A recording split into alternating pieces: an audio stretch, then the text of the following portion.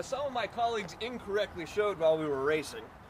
It's easier to do this if you had the backhoe twisted away from the tractor slightly, so you could see when these bottom pins right here rest down in those J-hooks. The backhoe sitting too up and down, these pieces will hit back in here and you can't get things to push together properly. So it's best if you let it sit curved back away from the tractor a little bit.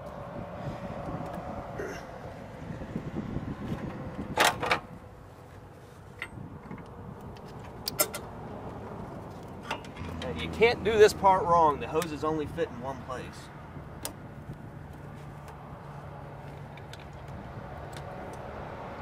Once those are all closed, we're going to use the pieces here on the backhoe between the bucket and the outriggers to lower these down into the J and then stand the backhoe back up into the back of the tractor.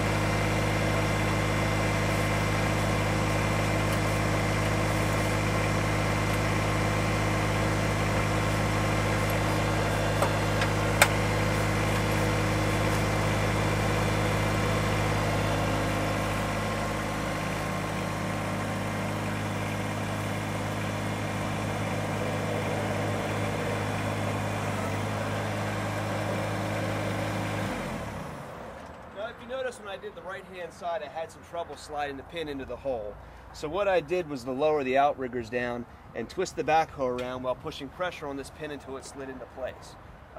You should always be able to get these through the whole thing and never really ever have to take a hammer and pound at them.